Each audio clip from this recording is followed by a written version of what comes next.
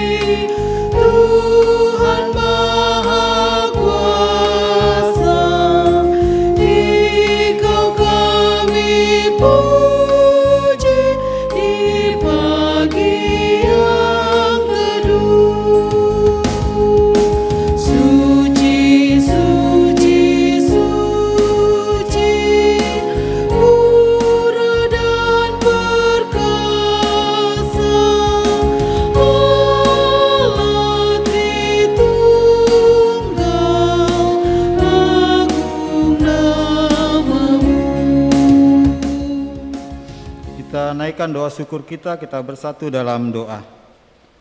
Bapa dalam surga, puji dan syukur kami panjatkan kehadirat-Mu Tuhan, atas setiap berkat-berkat Tuhan yang boleh kami rasakan dalam kehidupan kami, atas setiap penyertaan dan pimpinan Tuhan hari lepas hari hingga saat malam hari ini. Kami dipersatukan dalam kebaktian rumah tangga GKP Kampung Sawah. Walaupun saat ini kami melakukan melalui media daring, tapi kami yakin dan percaya bahwa Tuhan menyertai kami walaupun kami berada dimanapun. Berkati kami semua Tuhan, sertai dan pimpin kebaktian ini dari awal sampai pada selesainya.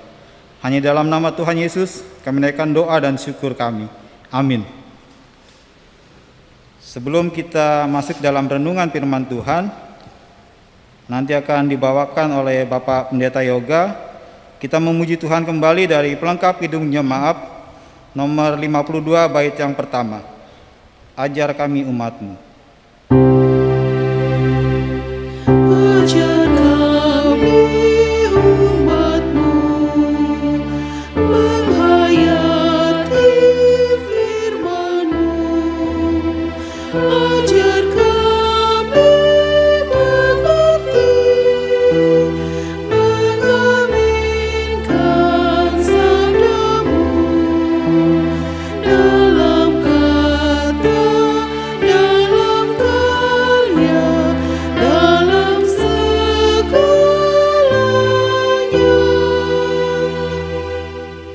Pada Bapak Pendeta Yoga kami persilakan.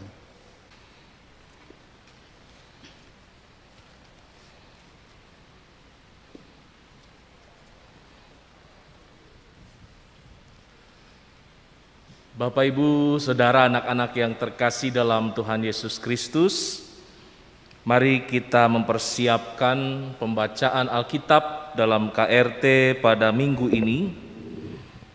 Pembacaan Alkitab diambil dari surat Yakobus pasal 3 ayat 1 hingga ayat 12.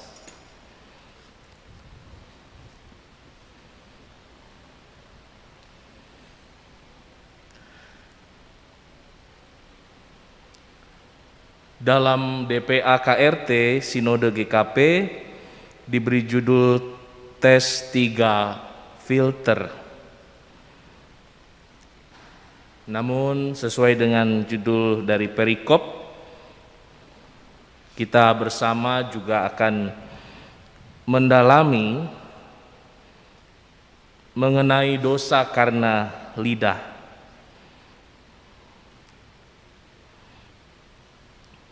Sebelum kita membaca dan merenungkannya, mari Bapak Ibu kita berdoa memohon bimbingan Roh Kudus. Kita satu di dalam doa.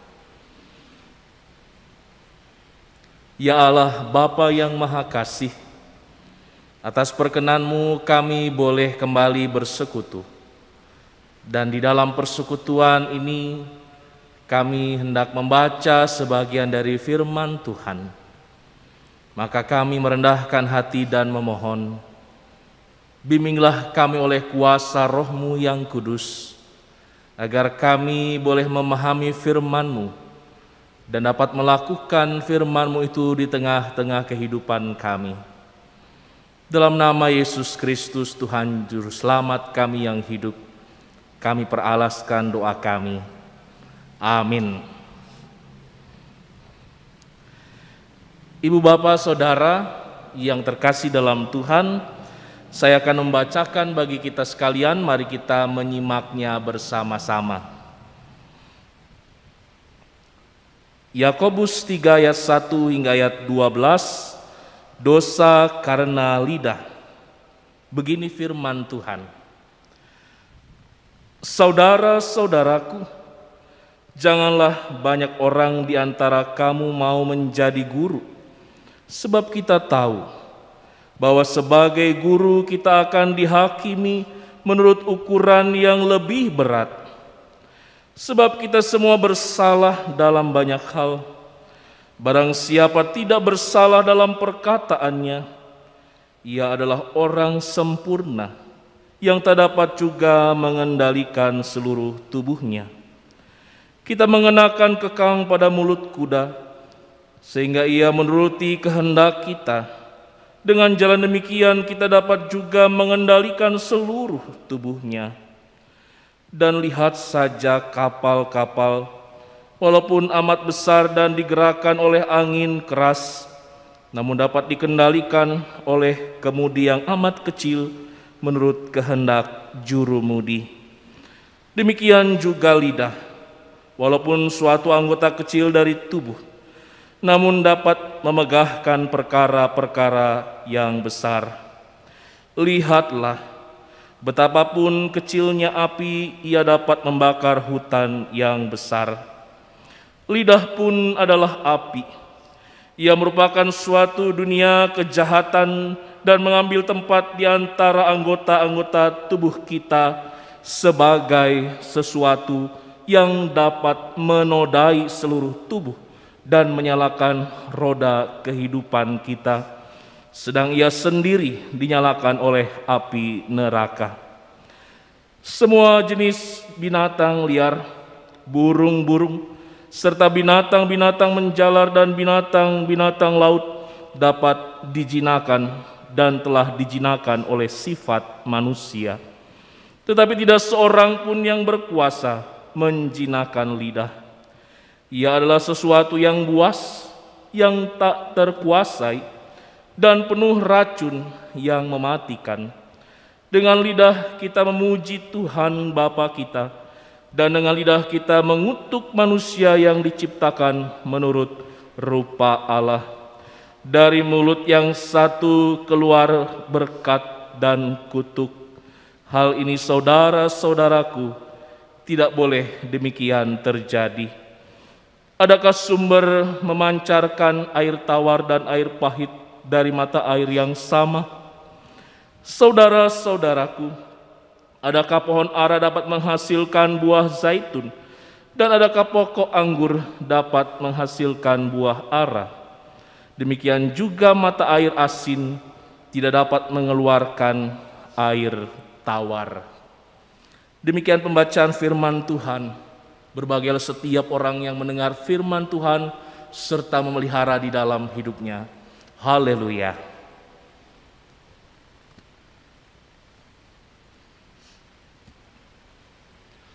Bapak Ibu Saudara yang terkasih dalam Tuhan, Shalom. Saya sangat bersyukur boleh menyapa Bapak Ibu Saudara walaupun kita belum berjumpa secara langsung. Saya yakin dan saya mengajak Bapak Ibu Saudara juga untuk terus mendoakan agar persekutuan ragawi kita, di mana kita boleh hadir bersama, kembali akan kita alami. Sambil menanti, tetaplah kita bertekun, tetaplah kita berdoa, dan tetaplah kita bersuka cita, karena kasih Tuhan tidak pernah berkesudahan dalam kehidupan kita. Amin Bapak Ibu Saudara. Tema kita sekali lagi memang DPA memberi judul tes 3 filter, tetapi inti dari perikop kita bicara tentang dosa karena lidah. Kalau mendengar kata lidah, pasti Bapak Ibu Saudara langsung mengingat salah satu lagu. Memang lidah tak bertulang, tak terbatas kata-kata. Dapatkan CD dan lagunya di toko-toko sembako. Ya, zaman sekarang sembako lebih dibutuhkan Bapak Ibu ya. Bapak Ibu yang terkasih dalam Tuhan, saya juga rindu bernyanyi bersama dengan Bapak Ibu. Pasti ada waktunya, amin. Ya, lidah, bagian terkecil dari tubuh manusia, tapi seringkali dikatakan punya peran yang besar. Dan perannya ini bisa positif, tapi bisa juga kebalikannya, peran yang negatif. Sebelum lebih jauh, saudara-saudara, saya mengajak kita semua untuk melihat pengantar dari surat Yakobus. Apa sebenarnya inti dari surat Yakobus? Paling tidak ada 3 hal Bapak Ibu Saudara. Pertama, surat Yakobus mengajak pengikut Kristus untuk memiliki iman yang sejati. Yang kedua, bagaimana setiap orang berperan membangun iman sesamanya. Dan yang ketiga, guru yang benar tidak hanya memuaskan telinga, tapi mendidik melalui teladan. Jadi surat Yakobus sangat kental sekali tentang iman yang sejati, bagaimana kita membangun iman sesama, dan bagaimana menjadi guru melalui keteladanan. Sebab itu, dalam perikop yang kita baca, ayat pertama berkata, "Saudara-saudaraku, janganlah banyak orang di antara kamu mau menjadi guru." Karena memang tidak mudah, saudara-saudara. Pada saat itu, banyak guru yang hanya memuaskan telinga dengan pengajaran yang menyenangkan hati. Banyak guru juga yang hanya bisa bertutur kata, tapi hidupnya tidak sejalan dengan apa yang dilakukan, dengan apa yang dibicarakan. Saudara-saudara, menarik kalau kita membaca satu perikop sebelum perikop yang kita baca. Kita bisa sambil melihat slide-nya. Jadi dalam Yakobus pasal 2 ayat 14, di sana dikatakan tentang iman tanpa perbuatan adalah mati. Jadi pasal sebelumnya, sekali lagi, Yakobus 2 ayat 14 sampai 26 bicara tentang iman tanpa perbuatan adalah mati. Dan perikop yang kita baca artinya kelanjutannya bicara tentang dosa karena lidah. Ternyata saudara-saudara, perikop yang kita baca hari ini menjadi contoh orang yang imannya mati. Jadi, menguasai lidah merupakan perbuatan yang mendasar dan membuktikan iman seseorang. Jadi perihal lidah ini ternyata memiliki makna yang sangat dalam. Orang yang bisa menguasai lidahnya berarti orang yang imannya tidak mati, imannya hidup. Karena iman itu salah satunya ditunjukkan dengan apa yang keluar dari lidah, yakni perkataan, selanjutnya perbuatan, dan seterusnya. Bapak Ibu Saudara yang terkasih, kalau begitu penting, mengapa kita mendapat kesan bahwa lidah ini begitu jahat? Saya bacakan kembali ayat yang ke-6. Lidah pun adalah api, ia merupakan suatu dunia kejahatan dan mengambil tempat di antara anggota-anggota tubuh kita sebagai sesuatu yang dapat menodai seluruh tubuh. Bapak Ibu Saudara yang terkasih dalam Yesus Kristus, kita harus mundur agak jauh. Kita mengingat peristiwa kejatuhan manusia dalam dosa.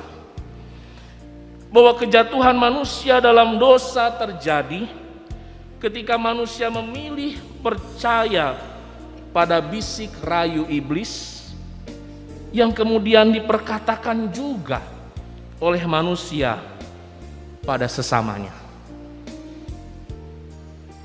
Jadi Bapak Ibu yang terkasih, iblis membisikkan, merayu. Manusia ternyata terpengaruh, lebih mendengar perkataan iblis daripada perkataan Allah. Lalu manusia itu juga memperkatakan hal yang sama, mempengaruhi sesamanya. Maka dua manusia pertama yang dicatatkan dalam kitab Kejadian jatuh dalam dosa karena mereka lebih mendengar bujuk rayu si jahat daripada perkataan Allah sendiri. Jadi kalau kita melihat ke belakang, ternyata lidahlah yang membuat manusia jatuh ke dalam dosa.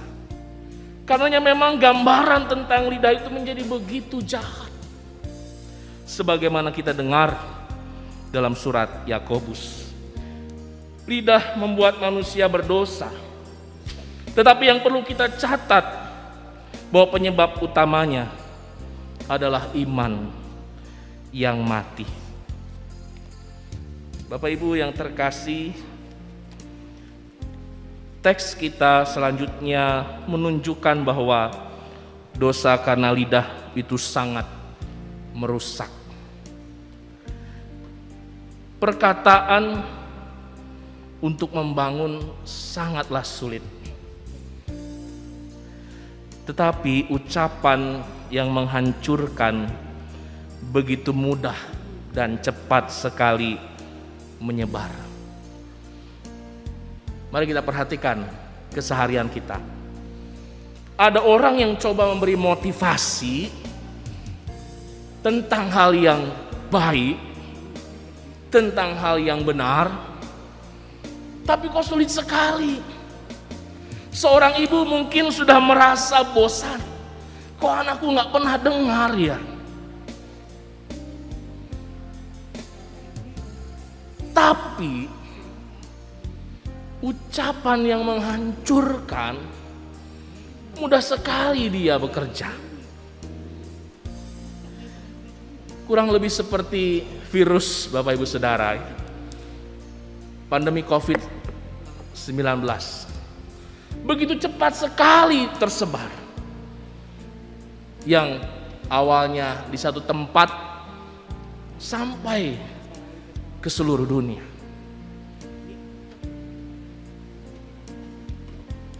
Sekali pintu dibuka. Jadi kalau seorang sudah tidak bisa menguasai lidahnya, mulai tergoda untuk menggunakan lidahnya, maka sulit untuk membendung perkataan yang buruk. Bisa saja seorang, saya tidak sebut gendernya ya, karena tidak selalu juga, misalnya hanya ibu yang pergi ke warung, bapak juga bisa ya. Entah bapak atau ibu pergi ke warung, cuma mau beli teh, jarak ke warung paling hanya 5 menit, tapi kok bisa jadi 2 jam? Kenapa bisa terjadi seperti itu? Karena di warung bertemu dengan teman, tetangga, sederhana saja. Biasanya dimulai dengan satu kalimat, udah tahu belum?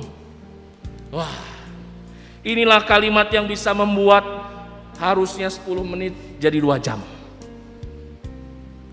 Kalau sudah dibuka kerannya, sulit untuk dibendung. Karenanya firman Tuhan mengingatkan, lidah seperti api bisa menghanguskan seisi hutan, saudara-saudara. Itu tadi kalimat pembuka. Kalimat penutupnya apa biasanya? Setelah ngobrol 2 jam tadi ya, udah diteleponin, udah di WA, anaknya udah lapar gitu ya. Mana sih mami, beli sarapan kok lama? Mana sih papa? Kalimat penutupnya apa? Jangan bilang-bilang ya. Bapak Ibu yang terkasih dalam Yesus Kristus, saat itu pasti ada yang menjadi korban. Karena yang dibicarakan belum tentu adalah kebenaran. Kata yang diucapkan lidah tak bisa ditarik kembali dan bisa meninggalkan luka di hati. Inilah yang harus terus kita ingat, saudara-saudara. Betapa bukan hanya kita kehilangan kesempatan untuk menjadi berkat bagi orang lain, tapi kita bisa menghancurkan kehidupan orang lain, sesama kita, jika kita mengucapkan perkataan yang melukai hati. Karena setiap kata yang keluar tidak bisa ditarik kembali. Maka penulis DPA kita memberikan satu upaya yang bisa kita lakukan melalui seorang filsuf Socrates dengan teori 3 filter. Ada filter, ada penyaring yang harus kita miliki ketika kita menerima informasi sebelum memperkatakannya kembali. Filternya pertama adalah kebenaran, yang kedua adalah kebaikan, dan yang ketiga adalah kegunaan. Kalau kita mendengar sesuatu, mari cermati dulu. Mari kita gali dulu informasi yang lebih banyak. Benar enggak? Karena itu cara kerja hoax, Bapak Ibu Saudara. Orang belum mengerti, orang belum paham, terima pesan di WA, langsung disebarkan lagi.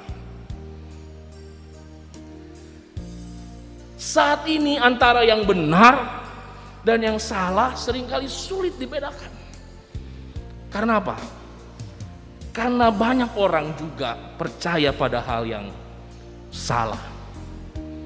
Ilustrasi singkatnya seperti ini.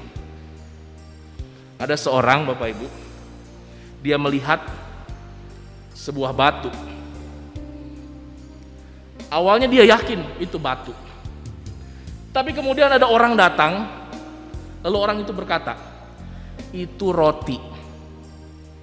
Dia langsung berargumen, itu batu. Orang kedua datang, itu roti, batu. Ketiga, keempat, 10, 100 bilang itu roti. Orang yang tadinya sudah yakin bahwa itu batu berpikir kembali, ragu. 100 orang bilang kalau ini roti. Kebetulan lagi lapar. Akhirnya apa yang terjadi? Diambillah itu. Digigitlah. Ternyata pas digigit, sakitlah giginya. Tuh kan, udah dibilang juga batu. Tapi diambil dan coba dimakan juga. Itu cara kerja hoax. Kabar bohong. Orang bisa percaya karena berulang-ulang terus disampaikan. Apakah kita akan membiarkan hidup kita hancur karena berita bohong, karena sesuatu yang tidak benar? Kebenaran filter pertama, kebaikan filter kedua, dan kegunaan. Apakah ada faedahnya? Itu yang bisa menolong kita sehingga kita tidak jatuh dalam dosa karena lidah. Tiba pada bagian terakhir, saudara-saudara. Kita bisa memilih. Bapak Ibu Saudara yang terkasih, dalam teks yang kita baca, di sana disampaikan bahwa tidak mungkin dari satu mata air keluar dua macam air, air tawar dan air pahit. Kita percaya bahwa lidah dan anggota tubuh yang lain diberikan Tuhan sebagai anugerah menjadi bagian dari tubuh kita. Itu yang harus kita yakini. Jangan kita terpengaruh. Jangan kita apatis. Oh iya, memang lidah jahat, ya sudah aku mau potong saja lidahku, ya. Lidah sapi mungkin bisa laku, ya. Tapi kalau lidah orang, jangan coba-coba Bapak Ibu. Percayalah bahwa lidah juga mulia ketika kita menyadari bahwa itu adalah anugerah Tuhan. Maka pakailah lidah untuk memuliakan Tuhan. Memang iblis akan selalu menggiring kita. Si jahat akan selalu mencoba memojokkan kita agar kita menggunakan lidah kita untuk kejahatan. Namun sekali lagi saudara-saudara, sesungguhnya kita bisa memilih.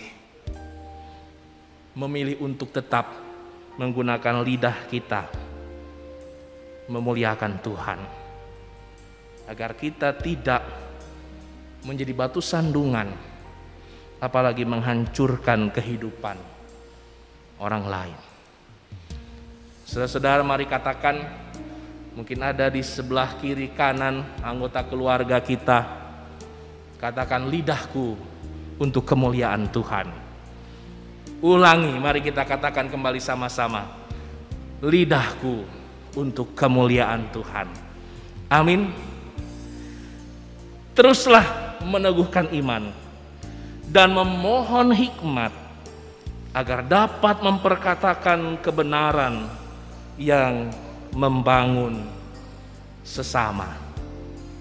Tuhan Yesus memberkati. Amin.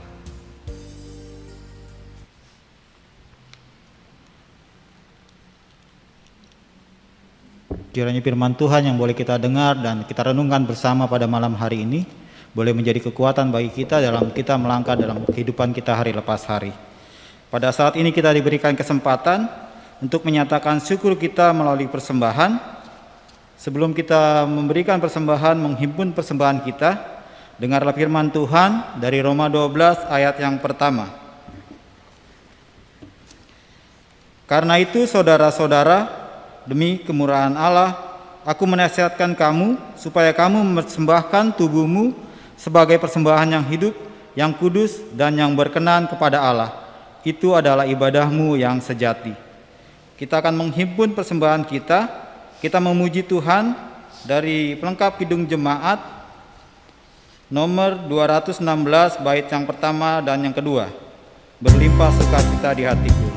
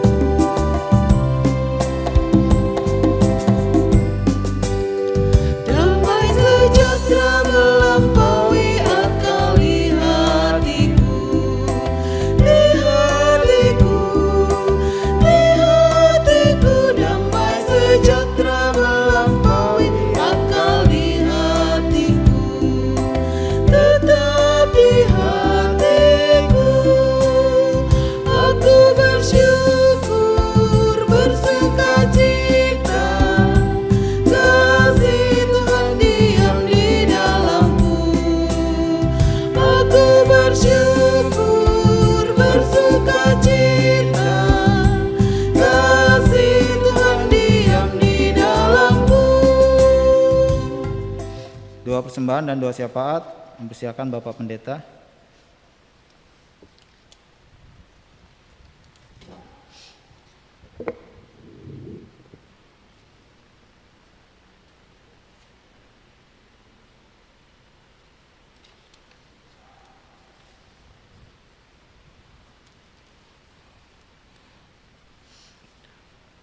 Mari kembali kita menyatukan hati di dalam doa. Ya Allah Bapa, firman-Mu kembali mengajak kami untuk mengucap syukur dan meyakini bahwa semua anggota tubuh kami, termasuk lidah, Tuhan ciptakan dalam kemuliaan untuk tujuan yang baik, memperkatakan kebenaran dan menyaksikan cinta kasih Tuhan. Walaupun sering kali kami tergoda menggunakan lidah kami menuruti keinginan daging, namun biarlah Tuhan kami boleh kembali dikuatkan memiliki iman yang sejati, iman yang hidup, iman yang terus boleh kami tunjukkan melalui tutur kata dan laku hidup kami sehari-hari. Dengan demikian kami boleh menjadi guru-guru yang memberi teladan, mulai dari keluarga kami, lingkungan terdekat, bahkan kami percaya juga Tuhan pakai lebih luas lagi. Kini kami datang merendahkan hati. Ya Allah, kepadamu kami menyerahkan seluruh hidup kami. Bila saat ini kami telah menghimpunkan persembahan, semua berasal darimu Bapa. Maka dalam mempersembahkannya, kami pun membuka hati sambil mempersembahkan seluruh hidup, agar bersama persembahan syukur yang kami himpunkan, kami dikuduskan, dan persembahan itu pun dapat Tuhan pakai melalui gereja-Mu, sehingga penata layanan di tengah jemaat boleh terus berjalan, dan hidup kami yang menjadi persembahan yang kudus di hadapan Tuhan, kiranya juga boleh terus Tuhan pakai untuk mewartakan cinta kasih di tengah-tengah dunia. Ya Allah, di tengah persekutuan kami, Jemaat GKP Kampung Sawah bersama para simpatisan yang setia, dari anak-anak hingga kaum lansia, kami mau terus mewujudkan persekutuan. Walaupun kami belum bisa datang ke gereja, belum bisa menikmati kembali pertemuan-pertemuan ragawi, kami percaya persekutuan di rumah-rumah dan di mana kami berada menjadi ruang dan kesempatan untuk kami terus bertumbuh dalam iman, pengharapan, dan kasih. Berkati setiap rumah tangga, berkati agar kami semakin setia, agar kami pun boleh menjadi saluran berkat bagi sesama. Berkati dalam perjuangan kami sebagai orang tua, sebagai anak-anak dalam studi, muda-mudi gereja yang merindukan pekerjaan ataupun pendamping hidup, rumah tangga baru yang merindukan momongan, ataupun orang tua kami, para sepuh kaum lansia agar tidak pernah merasa sendiri, karena Tuhanlah sahabat yang selalu hadir menyertai kami. Berkati yang berduka, hiburkan mereka Tuhan. Berkati yang terhimpit beban kehidupan, terdampak pandemi begitu rupa, agar mereka dikuatkan, diberi ketabahan dan bersama boleh lewati masa sulit, menyambut hari-hari yang indah dalam penyertaan dan pertolongan Tuhan. Kami juga berdoa, ya Bapa, bagi pemerintah, dari pemerintah pusat hingga daerah ke pelosok, kelurahan, desa, RW, RT, dan lingkungan di mana kami berada. Betapa besar upaya yang telah dilakukan dalam memutus penyebaran COVID-19. Kiranya boleh kami lanjutkan. Jauhkan kami ya Tuhan dari keangkuhan, kepentingan diri sendiri. Ketika kami melihat mulai melonggarnya masyarakat akan kepedulian tentang protokol kesehatan, kiranya Tuhan ingatkan kami sebagai murid-murid-Mu untuk tetap menunjukkan keteladanan di mana kami berada, karena kami rindu pandemi ini boleh segera berakhir. Ya Allah yang Maha Kasih, inilah hidup kami, inilah pengharapan kami, inilah doa kami. Kiranya kami boleh berjumpa kembali dalam persekutuan yang serupa dengan lebih sukacita, lebih semarak, karena kami yakini berkat dan anugerah Tuhan pun terus hadir di tengah-tengah kehidupan kami. Syafaat ini kami panjatkan kepadamu, ya Tuhan yang Maha Mendengar, ya Tuhan yang memberi seturut dengan kehendak-Mu, yang menyatakan yang terbaik seturut rancangan-Mu. Dalam doa kami juga bersama memanjatkan doa yang Tuhan ajarkan bagi kami.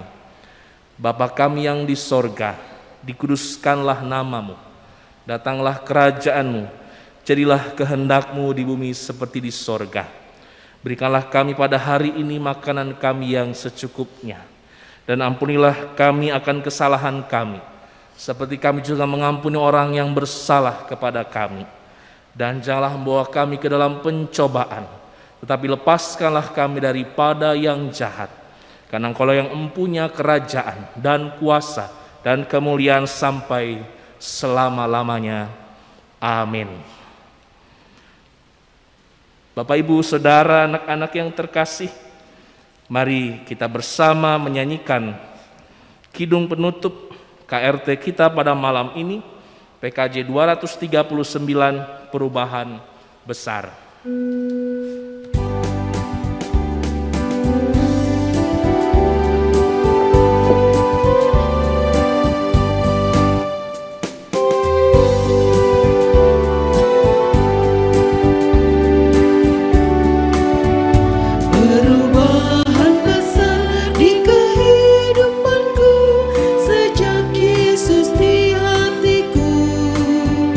Di jiwaku bersinar terang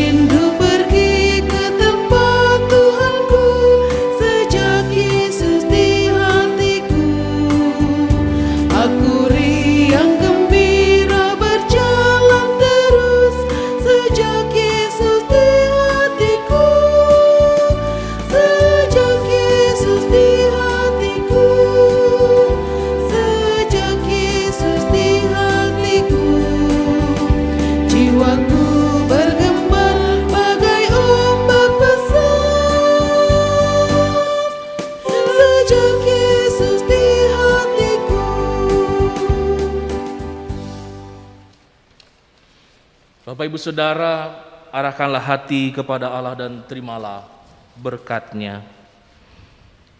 Kasih karunia dan damai sejahtera dari Allah Bapa, Anak, dan Roh Kudus menyertai saudara-saudara kini dan selama-lamanya. Amin.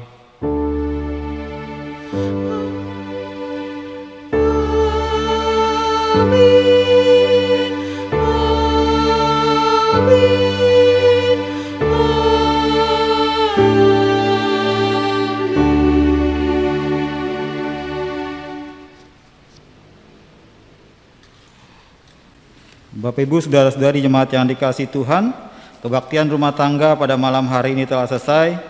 Kami ucapkan terima kasih kepada Bapak Pendeta Yoga Willy Pratama yang sudah melayani pada kebaktian malam hari ini, dan juga Bapak Ibu saudara-saudari yang ikut dalam pelayanan pada malam hari ini, dan juga jemaat Tuhan dimanapun berada. Terima kasih sudah ikut ambil bagian dalam kebaktian rumah tangga pada malam hari ini.